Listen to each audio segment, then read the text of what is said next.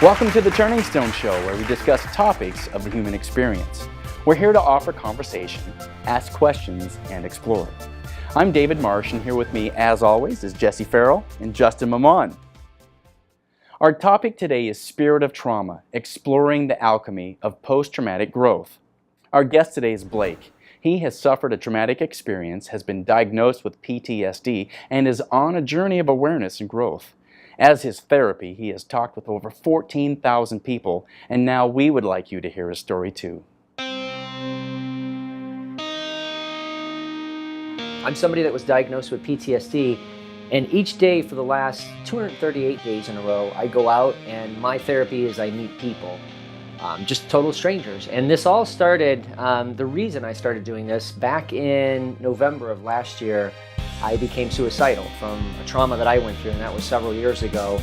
I was sexually assaulted. There were a group of guys that came into my home one night when I was asleep, and I was held down and sexually assaulted. So November of last year, it got really bad. I did become suicidal, and on that particular night, I was watching The Late Show with Stephen Colbert, and it made me laugh. So I made that, at that time, I thought, well, if I can still laugh, there's hope in my life.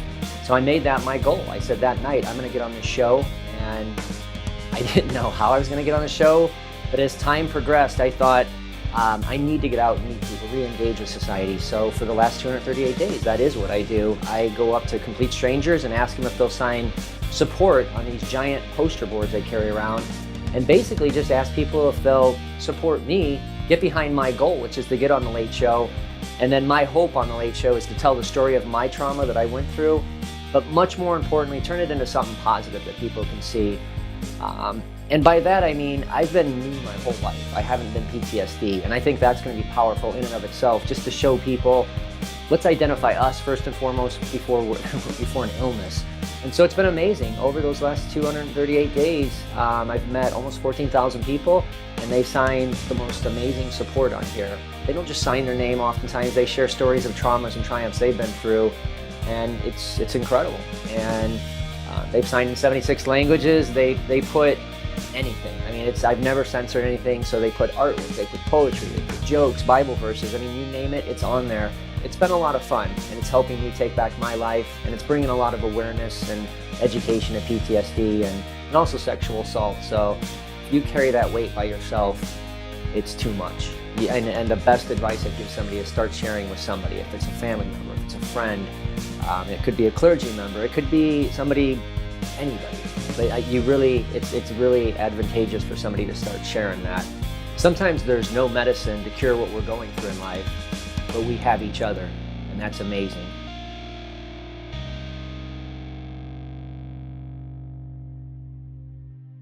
Blake, thank you. That was great. I appreciate you sharing with us. That was a big experience you had. It was about 4 years ago is what you told me when that happened. Right. Walk us through where you were at, what state you were at after you had been attacked and you knew that your life would never be the same. Walk us through that. I was just numb. I mean, the night that it happened, and more than likely the doctors and therapists, as we look back, I probably went into shock that night. And it's hard for me to process. And I shut down, after the police left that night, I shut down for a couple years. And it wasn't really until there was a big trigger, May of 2016. I was reading Time magazine, and the cover story was sexual assault on campus. And when I read that, that was the first time I ever said that I was sexually assaulted, that I was raped, and that's when it started. Like, that's when I started the healing. But that was the beginning. But that period in between, when the attack happened, and between when I acknowledged that it happened, man, I mean, that's where the PTSD got so severe. That's when I started the anger. I had two big symptoms. One was anger, and the other was just isolation. And those things took hold of me really badly. So that manifested itself. Yeah. A couple things that really strike me about your story is you're someone who has a voice of something that is not maybe a norm. PTSD, we always hear that associated with some sort of like a military term. And this was a trauma that happened as a sexual assault, and the fact that you're a male, we generally assume sexual assault would be a female. Well, you have these things that you're bringing aware from a different perspective. Talk about that. Yeah, I mean, it's so, when I go out on my journey every day, I mean, it's just incredibly unusual for people because just the vast majority of people will assume that when I say PTSD, they think I'm military. Even when people get done signing the boards that I have, I've had people come up and say, what branch were you in? And others around them will say, he's not in the military, but they can't disassociate that. So that's really hard. And then the other one, yeah, I mean, I'm not a 22-year-old female at a university, so it's a lot of people don't identify outside of that for rape. But it's still a violation nonetheless. I mean, it's still an attack on a human being. You've been violated. Right. There was nothing that was helpful out of that situation. What steps did you work through to get to the point where you are today? A lot. I mean, I've been in counseling with a lot of therapists for a period of time. And it's been a holistic approach. I work out, I run, I bike. That's really important to me too. I mean, I never discount that. I've been a writer for years, so I've expressed myself through writing. There's been nothing like this project that I started. And then when I started that, ever since then, just getting out and meeting people every day, that's been absolutely incredible because I don't isolate anymore. Yeah, so for me, when I heard your story and I heard you tell about it, the most capturing part about it was at the very end when you emphasized the sharing piece, and that's kind of this part of the journey that you're on now. I feel like for what I love about a story like this is that you bring awareness to your own experience, but you really open it up to humanity as almost a door to say, hey, whatever it is you're struggling with at whatever level, it's going to help to take it off your shoulders. You can't keep it on your shoulders. Right. And I love that about your story. Yeah, and that's exactly what I do every day, is that this is not my weight anymore. It's divided among a lot of people. I mean, now it's over 14,000 people, but and it's family and it's friends. So yeah, when people carry this by themselves, and then you tough. open the door for other people to actually share their traumas so that they're not keeping it on their shoulders, and then it all of a sudden becomes this whole shared experience where people can really express what it is that's going on so that it doesn't have to be locked up inside them. I had psychologists that asked me on this journey, they said, what are you telling people when you go up to them? And I tell them exactly what I tell people, but they wanted to know specifically, am I asking people to share a story of trauma or triumph? And I said no, but when I tell them what I'm telling, they said because you're vulnerable, because you share, you drop those gates down and people come in, and it's incredible. So yeah, I mean, people share. It's incredible how what people share with me. Blake, tell us a little bit about your journey and exploration with seeking different therapies from different psychologists and psychiatrists. I know in your own journey of healing yourself, that's been kind of its own sub-journey as well, because you've had a lot of different positive and negative feedback just from what you've been doing as far as this goes. So share a little bit about that with us, because I found that really interesting. Yeah, I mean, the counseling has been great. It obviously it helps me talk about what happened, and I get a different perspective from a professional that shares that with me.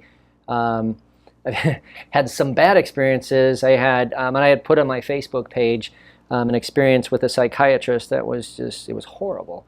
But I thought it was important. I did a selfie video, and I discussed this about 6 months ago. And I didn't feel it was important to mention the name of the psychiatrist that I went to. It was important, though, to talk about what happened. And in this particular case, my new primary care physician said, hey, can you go back to the psychiatrist that you were with earlier in the year and see him and just see if he has any recommendations for you?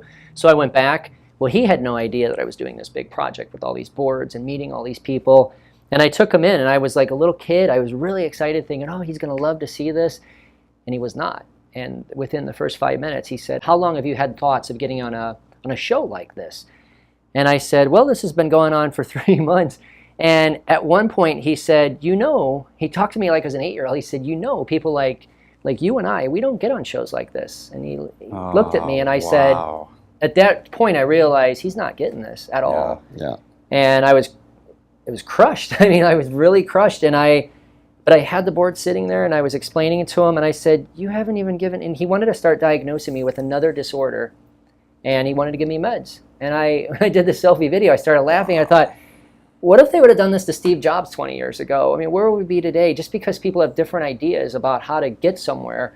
And so for me, it was very, I guess the word would be myopic. It was one way. And somebody said later on, you're probably dealing with somebody, he is professional, but in the way he handled it with me, he's probably been very jaded. He's probably seen a lot of people that are doing something like you're doing and thinking it's not going to work. Yeah. However, he forgot to take time. And I said, you haven't taken time to hear what this has been doing for me. Well, the entire field of mental health is built around partly trying to help people and partly trying to basically assess every single aspect of the human experience and identify what's wrong about it, right? So it's really, in a nutshell, what the mental health field does in some cases, and I really don't want to paint it all that way, right? But definitely from the psychiatric perspective of treating a mental illness and saying, oh wait, let me see how many things I can find wrong with you. And okay, I've got this and this and this for that. Because they can't do their job unless they're telling you you're messed up, which validates the system that they're in. Well, and you're right. I didn't need any more disorders on top of it. At that point, I thought, are you serious? I've got enough. PTSD is pretty encompassing. Yeah. And so, I thought it was important just to let people see that. And I said, you know what? I told the doctor too. I said, this isn't going to work. I'm going to go find somebody else.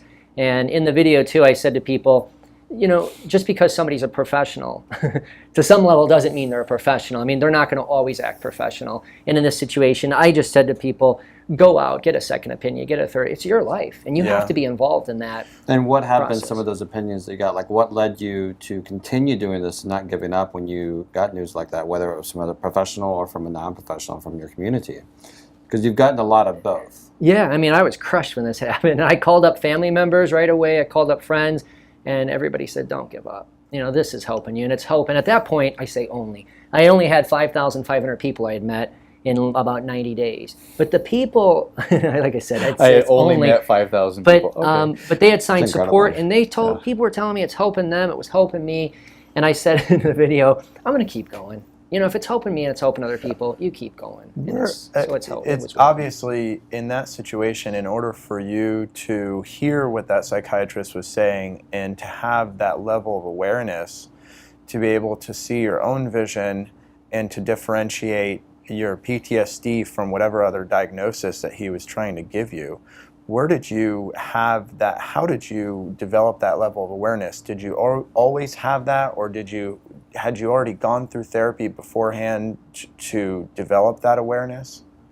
I think for me, it came down to when I had family and friends say, you're doing a good thing here. I just needed somebody to say, you're on the right path. And just to have that support from people that saw it was helping me, I needed that reinforcement. I needed that validation, and it was working. And I'm glad. And I've had that, believe me, on this journey, I've had days all the time where I want to give up. And I just have to find, why do I not want to give up? You've shared a couple of stories about, so without even having, your community or your friends and family or even professionals validate what you're doing, you've had some own personal validation from what you've been doing, from people that have come up to you and actually, you mentioned something about you shared a story with me when you were at the school and you were signing boards, and then at the very end, the young man pulled you outside and shared with you a little bit. It's really powerful. I mean, just for that, you changed. You want to share that? I mean, because that was so powerful. You changed somebody's life forever. Yeah, and I mean, I'll never know how bad that kid was in bad shape. But it was one of the community colleges in the Phoenix area, and just a bunch of the students in the tutorial section. It was finals week. They were all signing the boards about 2 months ago, hearing my story. They were sharing back. And this kid came in a little late. He was 18 years old, and he signed the board. And he looked at me and said, "Yeah, this is pretty cool." And then he swiveled in his chair a little bit, and just how his nonverbals were, I knew something was up. And he said, "Can I go outside and talk with you?" And I said, "Sure." And we went out, and he teared up, and he was crying a little bit. And he said he'd started telling me all these issues that he was having with his family and just the pressures he felt. He had just broken up with his girlfriend, and he was talking about that he had stopped using marijuana. He had been using it for years, but it was sort of an escape because he was just tired of having this pressure from family and everybody else. And he was the youngest of 5 kids. And we just talked for a while. I let him talk, and then I shared some of my stories and said, I said, first and foremost, you have to be you, man. If you're pleasing everybody else in this world, I can tell you right now, it won't work. And I said, I don't have all the answers, but I said, I know in life I can't please everybody. So you have to be happy with you. And I said, if you need help, I gave him my information more than just the social media stuff. I gave him my phone number and my email and my just said, hey, if you need to contact me, you can text me. If I don't have the answers, believe me, I'll connect you with resources. I've met so many people. I'd never tell people I'm an expert in any area, but I do have a lot of resources, and that's what I did. And I told him, and I haven't heard back from him, but later on people said, you may have saved that kid's life. It was finals week. He was like, how many 18-year-old guys are going to help you share that? It was a tough situation for him. And he hugged you at the end. And and he told me, he's like, this was cool. He's like, thanks so much, man. And, I felt good. I was like, I can leave this guy because I felt like he was okay. And that brings up kind of what Dave started off the show with, which is oftentimes we judge experiences as being valid or not, right? So we might say, oh, okay, well, you had this experience, so your PTSD is valid because you went to war, or because, in your case, because you were sexually assaulted.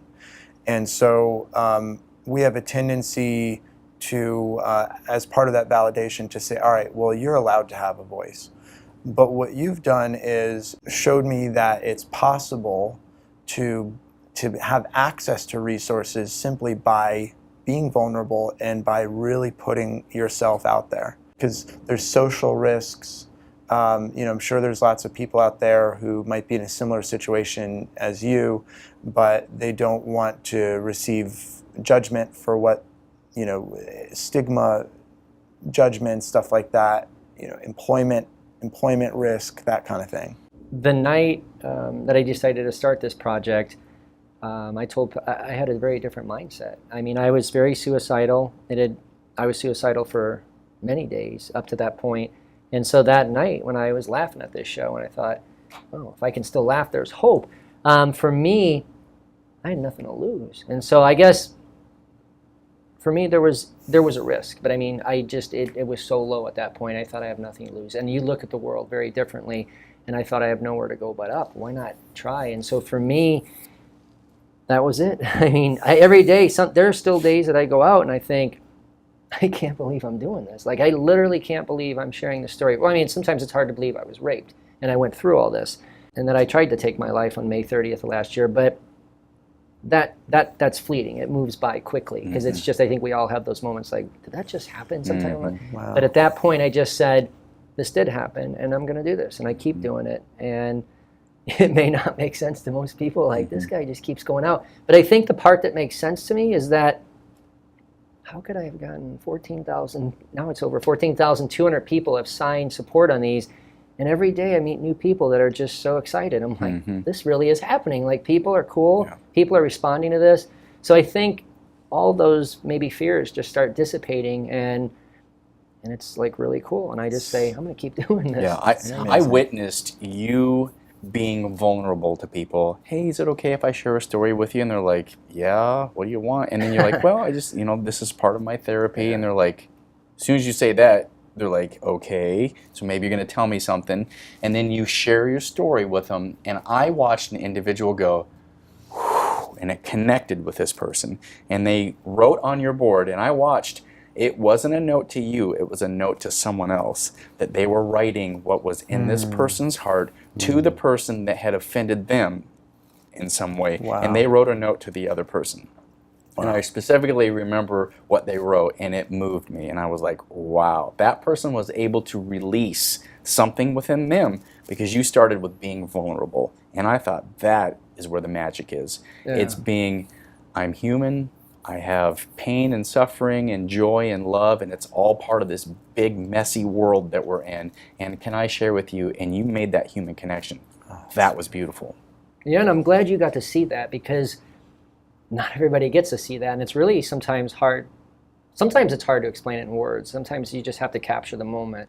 And yeah, I mean, there are days that I just get like really emotional, like when I just think, wow, did that just happen like that? Or what people do or they say, and they'll share I tell everybody it's your board. Once I get done telling them my part, I'm like, it's your board. You take every board and read every note that's in English language at the end of the night, don't you? Yeah, I mean, I do Google searches, and I need to get Google Translate because the languages that are in, like the symbols and characters, I can't understand. So there's a Google Translate. You can take a picture and it'll tell you. But sometimes I'll Google the other languages too at night, and try and remember what they said. But yeah, I read every message. And what do you journal then after that, or what do you do with after you read all of them? I do an audio journal every day. I have a little audio recorder that I got at Best Buy a while back, and I talk into it like it's my. I told people it's like Wilson in the movie Castaway. Volleyball. Yeah. It's sort of my little buddy. I mean, I'm not stuck on an island anymore. But what I do is I take that and I talk to it. It's like my best friend. It's me, really. I mean, I'm talking into it, this recorder, but I record the different parts of my day 3, 4, 5, 6 times a day, just whatever hits my mind, like, I'll talk about this later on. Mm-hmm. How many boards do you have? How many cities have you been in? And how many different languages are on the boards? Well, the languages, it's up to 76. It's plateaued for a while. It's hard to get more. But yeah, 76 languages. I think I've been in right about 40 cities in 4 states. And then the boards, we all of us started board 198 today. And it was really cool too, because a couple of people that signed it did just some amazing artwork. And people, they build off of each other. And that's the thing too, is like, seriously, everybody's an 8-year-old kid. And I know that too, because sometimes it's hard to get it out of somebody, because after so many years, or after you've been beat up by life so much, like sometimes that 8-year-old takes a while to get out. But when I hand those Sharpies to people, it's like, it's okay. It's okay. You can be a kid. Wow. Again, let it come out. And people do. You should see, like when you ask like some of the best moments, there are moments that make me want to cry. Like you see a group of, 30, 40, and 50-year-olds, maybe a dozen of them at some professional office, and I get the markers out after they've heard my story, 24 Sharpies. And they just, it's like I go back to a 3rd or 4th grade class, but in a good way, because that's them saying, I want to share, and I want to pick what language, I want to pick inspired. what color. So great. Yeah, and it makes me feel happy. It's just that moment to say, we're human. And, here You're you guys, giving space to people. Mm-hmm. Oh, I love it. Your therapy is literally their therapy. Yeah. It is beautiful. And I'm a psychology student myself, so there's kind of some debate over, in psychodynamic therapy, the therapist is supposed to kind of remove themselves from the therapy and almost be this like totally neutral person in the relationship. And then there's some therapies that are really based on interaction and on the therapist being vulnerable as well. And in your case, I am literally inspired listening to this. I feel like you could have gone to a therapist that just sat there and just didn't say a word and just kind of let you mull through your own trauma. What did you find most helpful in your own therapeutic experience? Well, one thing I said, I remember telling some journalists that were doing a documentary about this story, I said, if people have heard of the song Flight of the Bumblebee by Rimsky-Korsakov, that is what I think, that's my journey. And I think that it actually might be typical for a lot of people with PTSD. And I use that song because, well, it's a frenetic song. You're bouncing all over the place. You're trying to find your way, and that is me. Like, as I've done this journey, which counselor am I going to go to? What doctor am I going to go to? What therapist am I going to go to? What works for me? Is this exercise good? Should I try yoga? Should I try acupuncture? I've tried all that. I've tried the float therapy. You try a lot, and I think that there's no harm in doing that, because you may have to bounce around and find what works for you, what doesn't. It's great to know that I can always go back to a therapist and incorporate that back in. For me right now, the exercise has been great. The friends and family, hitting that component, getting out every day with the project. But it's good to know. I mean, just that there's a therapist that's ready if I need to. And I call up my former doctor and I'll talk with him, and he's been amazing. So I incorporate that medical part of it in. Part of the show is focusing on what's referred to as PTG, which is post-traumatic growth. And it's not a new concept, but it's kind of it's getting a lot of new attention. What it basically postulates is that rather than traumatic experiences shutting us down, that for some people with the right therapy, And not in every situation, but in some situations, people can utilize their traumas as springboards for personal growth and transformation. So that is what I'm seeing and hearing here in your story. So share a little bit about how you go from that losing nothing point to using that as that springboard. Back on November 12th when I started all this, on November 11th, I was so excited. I thought, wow, it's just, I had a goal. I had a purpose. I was excited, and that had been the most excited I've been in a long time. And I thought that was my springboard, saying, you know, I have nothing to lose at this point, Right. Move forward. And that shot me. And then there was just this surge of excitement and adrenaline. What was your day like earlier that day, though, November the 11th, before you watched the show? What were you experiencing or feeling? What kind of emotions were you having? I was in a bad state. I mean, I would sit and listen to the same music over and over. I was getting to the point where I was becoming, well, the pain was just a lot. I didn't want to die, but I didn't want to live. I mean, it's just, and this was years of feeling this way. yeah, it builds up. And, Yeah. and I didn't understand it. I didn't understand why. Just, I hated life. I was angry. I was upset. How were you acting out at all, or what were you doing? Yeah, I mean, there were moments that just flashes of anger. I mean, somebody would drop something and it could set me off, just beyond anything you can imagine. And it just, I didn't know I didn't understand it. And there were moments too that I would do really great things for a lot of people, and I'd be so happy, it'd make me feel happy. And then it would dissipate over a few days, maybe a week, and it was gone. And I'm like, where did that go? And I remember telling people that I felt like something was in me that I needed to cut out. I'm like, I don't understand this. Like, I felt so happy last week, and that the excitement from what I did, all those happy moments, was gone from this big project I do to help people. And it's sort of odd as I look back, and I was describing it as I needed to cut something out of me. I needed to get something out of me. And later on in therapy, they said, you needed to talk about what happened to you. It was the So strangest thing. It was eerie to think I knew something was wrong, but I didn't understand it. And it was that. But yeah, I mean, there were days before that moment that when I was watching the show, just very suicidal, that I got things ready for my family and my friends. I was lining things up, and I thought, I've had a pretty good life. I don't want them to feel sad. You know, they can experience what I found out is called secondary PTSD, the people close to you, and that can be tough. And I just thought, you know, I just want to be done with this. I don't want to keep going through this. It gets to a point, if somebody's twisting your arm and they're breaking it, after a period of time, you just want it to stop. It has to stop, you know, before it snaps. You tap out, yeah. Yeah, thank you. Yeah. And that's exactly where you get to that point. In this journey, what has surprised you most about people that you come up to and you share your story and you're vulnerable and you want them to sign the board and they just don't get it and they don't have any interest in signing the board and they shun you away? Well, sometimes I just call it the curmudgeon effect. You Yeah. get people that you're just not going to please some people at all. There are some people, though, gosh, I mean, I use Dr. Seuss a lot, just simple and fun. And sometimes I think, what's so complicated about what I'm talking about? I think years ago, Gertrude Stein described her poetry as, it was easy to understand, and somebody had questioned it, and she said, what's so hard to understand? I think she said a kindergartner would understand this, but what happens is adults, as they get older, there's a big tendency to complicate things, and it's maybe, I think, because people have been jaded by life. They've been beat up, they've been hurt, they have their guard up, and they might become more skeptical, and that's sad, because when I go up to like a 12-year-old or an 8-year-old, or the high school kids, they get it. It's like, I love this. The college students, they get it. There's a certain age where people start saying, but I don't understand, how are you going to get on the Late Show? What are you doing talking? And it's like, whoa, don't complicate it. Yeah, that critical mind is an overdrive. Yeah. Have you had people even not understand PTSD or understand male rape or how this happened to you? Like, say a little bit about that. Yeah, I mean, I've even had times, you're right. I mean, that sometimes I've had people ask me, like, and actually some friends have come up to me and said, hey, we're here for you.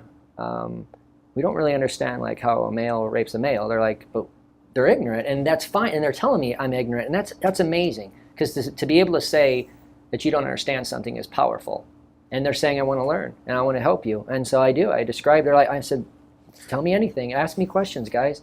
And they start asking, like, well, what did this guy do to you? And what did that guy? And they understand it. But I think in people's minds, I have to understand that they might have been taught, you know, a male does this to a female, and this is what happens. And I try and explain to people, rape doesn't come in one size. It's all sizes. And sometimes, a lot of times people, all of us have preconceived ideas about what we think rape is, that it's male on female, that it's one-on-one. In my case, there were 3. It's not the guy jumping out of the bushes outside your home. It's predominantly, it's going to be somebody you know. It was alcohol fueled. And often that's another thing with rape. Oftentimes it's drugs or alcohol, in the college level especially. Yeah. I mean, you see about the rapes. But in my situation, it was 3 people I knew, and one of them was my life partner, and he let the 2 people in, and they were all drunk, and things went really south really quickly. And the other 2 I knew. One I considered a friend, the other was more just getting to know who this person was. I'm the only sober one there, so it was really hard to understand, like, why is this happening? And I'm asking for help, and I didn't know. Later on, people said, well, none of them took responsibility. And after the police had separated everybody when they got there, and I struggled. One of the reasons I struggled is because somebody so close to me, it happened. And I didn't. Your mind is trying to process it at that time. And now I know, all these years, as a male, you grow up and you hear, why wouldn't this woman leave this husband or this boyfriend? If something, even if it's one incident that was extreme, why wouldn't somebody leave? It's not that, and I found out it's not that easy. It's not that simple. At least in my head it wasn't. And there was a pragmatic point. Yes, I should have left, this individual like immediately, but as the time went on, they each said that they didn't have a role in the rape. And so what happened is, within about a week, 2 or so, a couple weeks after, I know I said earlier that I shut down after the rape. It wasn't immediate.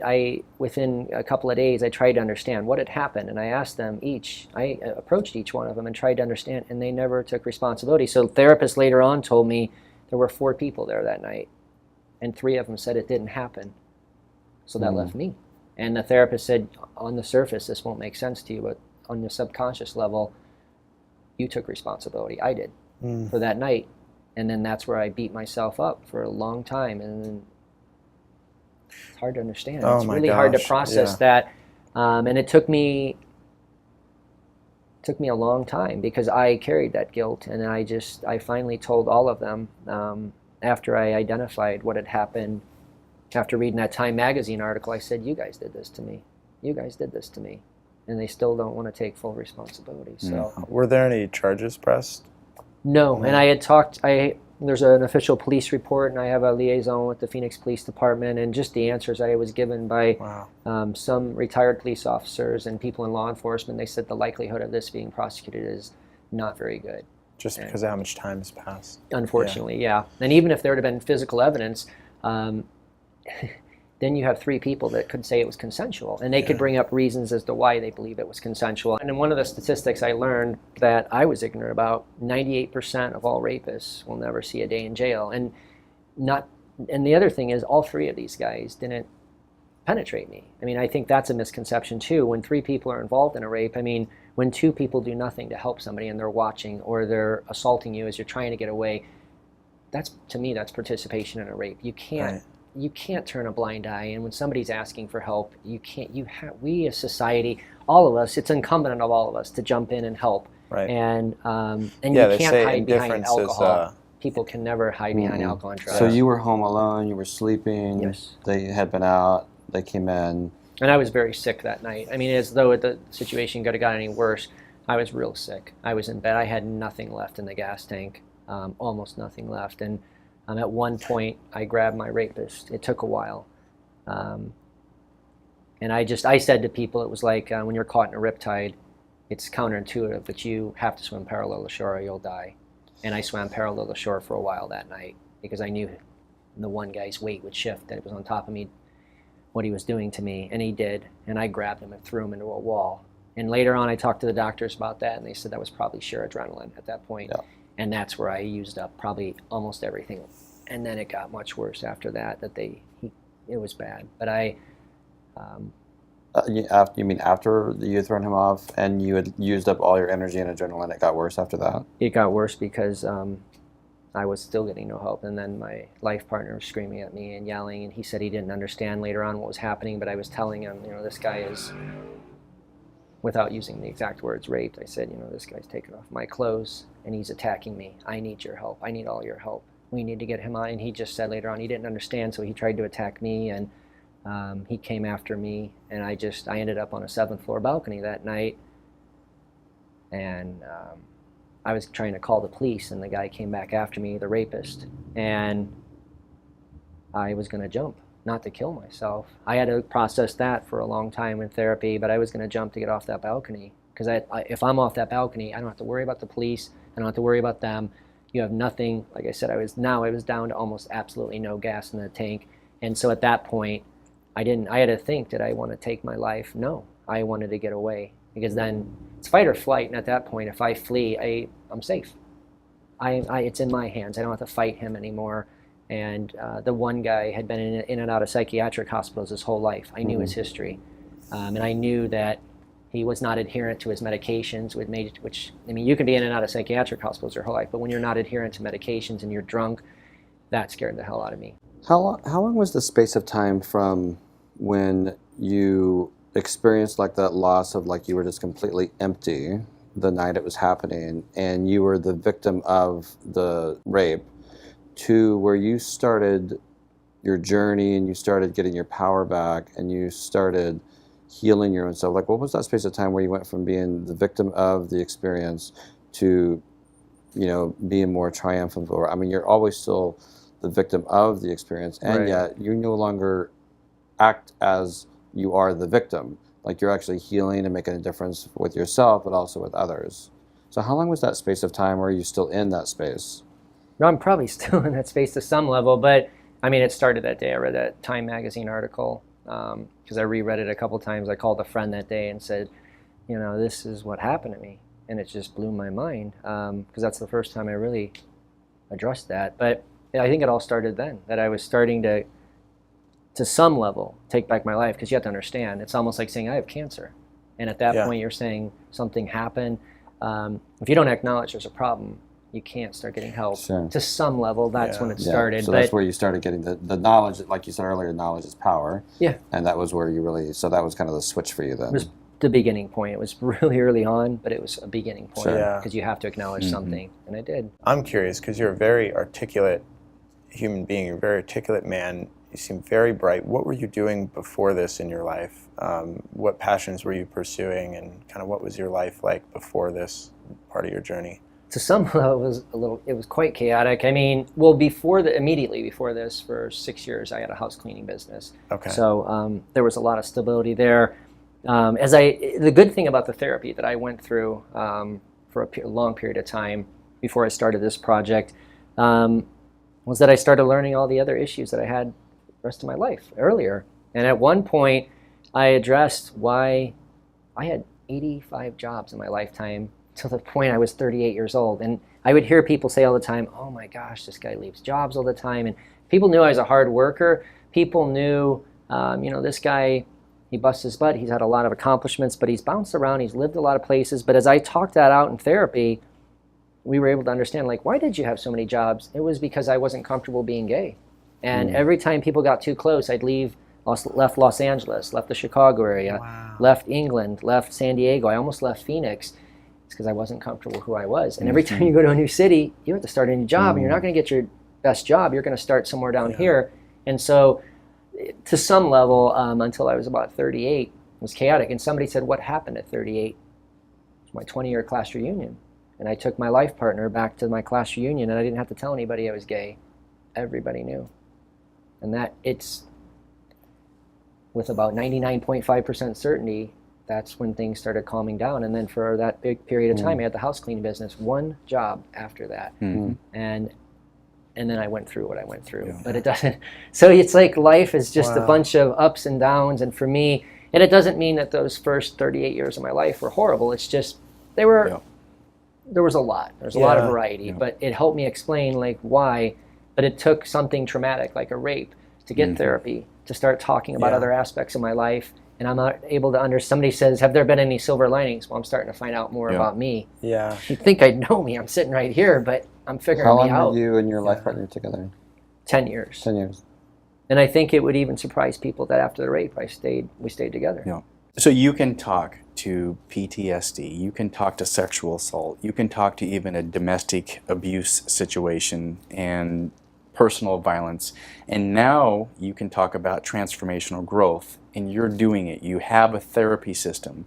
Now you're also giving people room and space for them to share what's inside of them. You're on this wonderful personal growth mission, if you will. And each board says Blake Late Show, so it's really easy to see what the goal of this is. Yeah. So your goal is to get on The Late Show with Stephen Colbert and to tell your story, to bring awareness to all of this situation. Right. It's going to take you some sort of financial wherewithal to get to that point.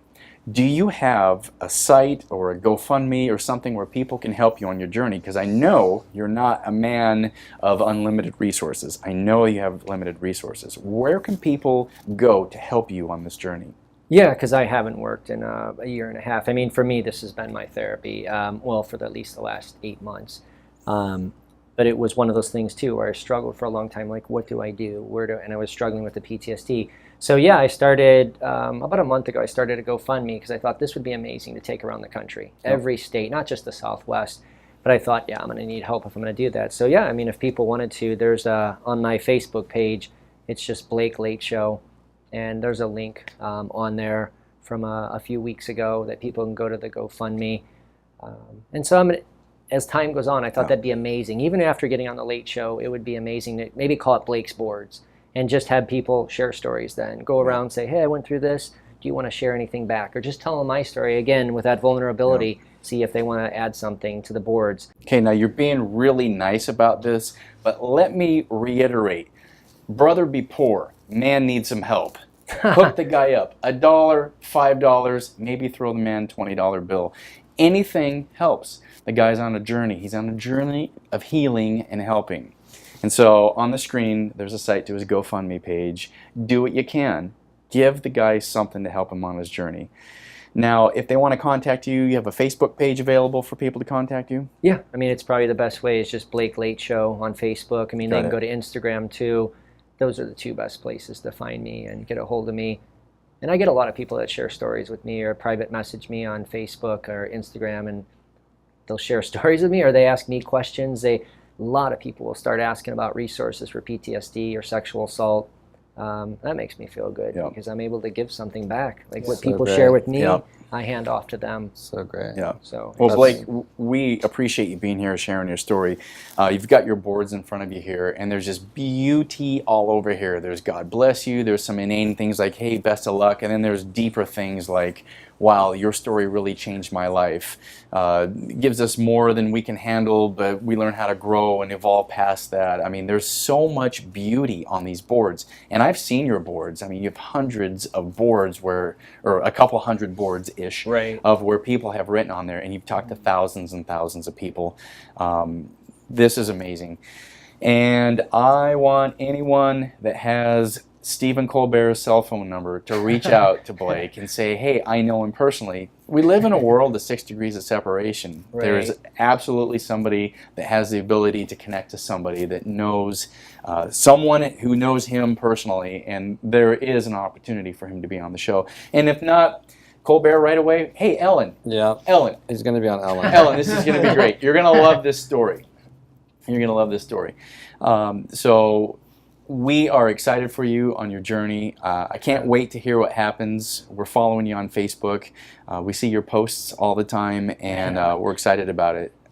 Thank you for being on our show. Yeah. If you were to give a word of advice to someone, and I asked you this when we did your piece, you said share with someone. If you have something inside, share with it.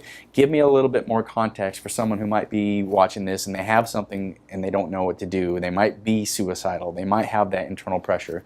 Give them some advice. Well, I mean, if it's really imminent, if somebody's that suicidal, I mean, there are hotlines to call, suicide hotlines. I mean, somebody could Google that really fast. Boom, suicide hotline, and the numbers will pop up. So that would be my first, I mean, if somebody's in that bad a shape. But if it's something that's getting worse progressively, talk to it. I mean, it's just share it with a family member, share it with a friend, because then you've got somebody you can unload. It's not just you holding on to that. when it's just you, you're in bad shape. Yeah. So those would be my suggestions. Get somebody on the phone, get somebody on the line, because somebody can help you and ease you, but it's tough when it's all coming at you and you're done, man.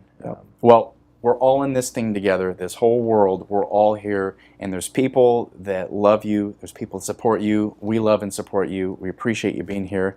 And what I've seen is you give people a voice, and you let them know that you're there for them. It's the coolest thing ever. I told people this is the most challenging thing I've ever done in my lifetime by and far, but it's truly the most rewarding. I mean, it's like almost... It's both. I mean, it's just truly, but you keep going every day. And so, this has been incredibly rewarding. Awesome. Like, just people are just amazing. And that's what's So helping great. me.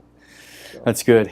Now is the part of the show where we like to have a turning stone, something to set your intention for the week, give you some room to ponder.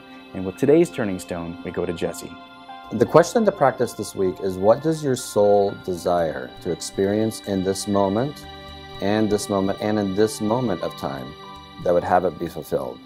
So today we had an amazing conversation with Blake, and what I really took away from that, and I want all of us to look at, is there was one pivotal moment for Blake that changed everything. And what this show, Turning Stone Show, has always been about is creating mindfulness and awareness. And Blake picked up on that moment that changed his life forever, which was pivotal. He laughed at a show, and that's all it took. And a vision and a dream was created from that moment. So the universe always provides us opportunities. Are we listening for them? Are we looking for them? Are we hearing them? So this week, your homework is to slow down, take notes, share with people around you, connect with people around you. Notice maybe who you haven't touched base with for a while. Connect with that person. How are they doing? And then if it's just you listening to the show today and you have heard Blake's story, which is so powerful, and you are someone who is calling and asking for help, look around you and see what is available already. What is the universe providing for you?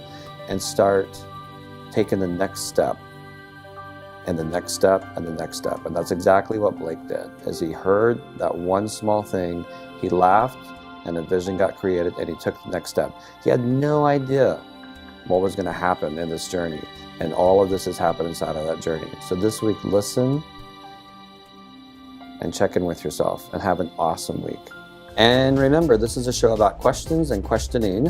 It is not a show about answers. Nothing we say here is the truth.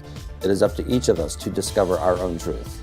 And join us each week on the Turning Stone Show as we continue the journey of conversation.